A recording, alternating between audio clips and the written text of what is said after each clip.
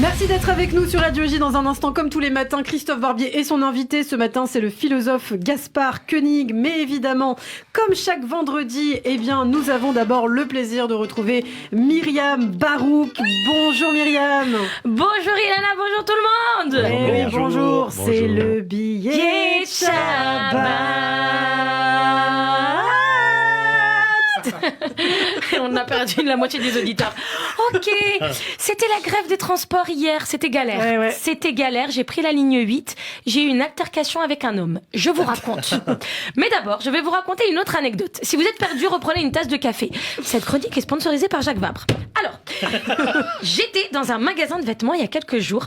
J'essaye un chapeau, un peu moche, mais je suis bien avec. En fait, pour tout vous dire, j'ai une tête à chapeau, tout me va. Et il y a un homme qui me regarde. Bon, ok, je pose le chapeau. Après, j'essaye une paire de boucles d'oreilles. Idem, pas ouf, mais dès que je les porte, ça claque. C'était des créoles. Et en fait, ça me va bien, les grandes boucles d'oreilles. J'ai des lobes à créole. Voilà. Il continue, il me suit du regard. Alors, je sais ce que vous vous dites, mais non, c'était pas un vigile, ok? Je me déplace dans le magasin, il me suit du regard. Et vous commencez à me connaître, Ilana. Tu sais, ça commence à monter. Je me dis, il veut qu'on se tape ou quoi? Et au bout de quelques minutes, je lui lance agressivement, on se connaît? Il m'a dit, oui, non, enfin, je cherche. Je lui dis, non, je vous confirme, on se connaît pas. Et là, il me dit, ah, si, ça y est, votre voix. Je vous ai vu sur scène, vous étiez très drôle. Ma femme a pris des billets pour venir vous voir. Ah, mais c'est sympa, ça. Je deviens connue. Alors connue, mais sans le compte en banque qui suit. On était chez Kiabi. On a le public qu'on mérite. Hein.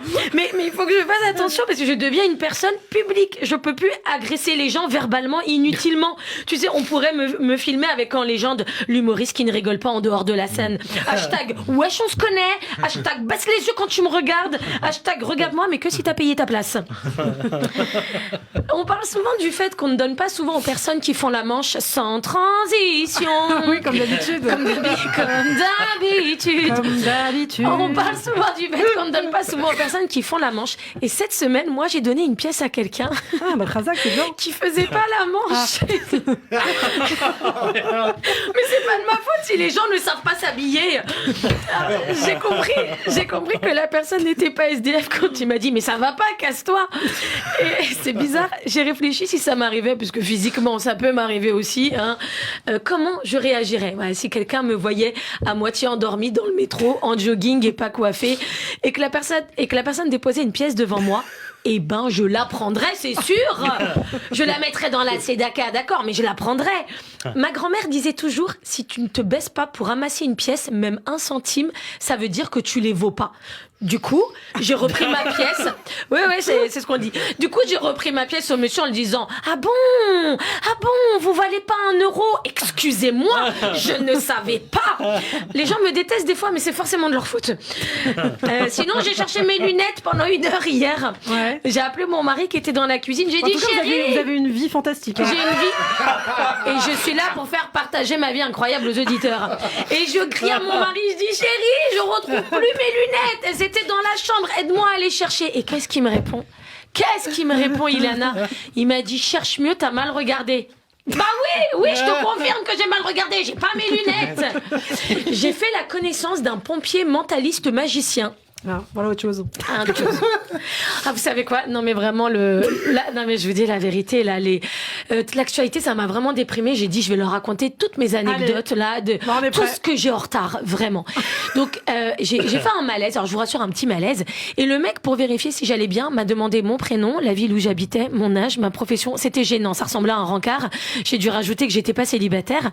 Je me sentais pas très bien. J'avais du mal à respirer. Et pendant qu'il prenait ma tension, il me disait, mais genre, c'est quoi les blagues que vous faites, genre Florence Foresti, tension 9,5.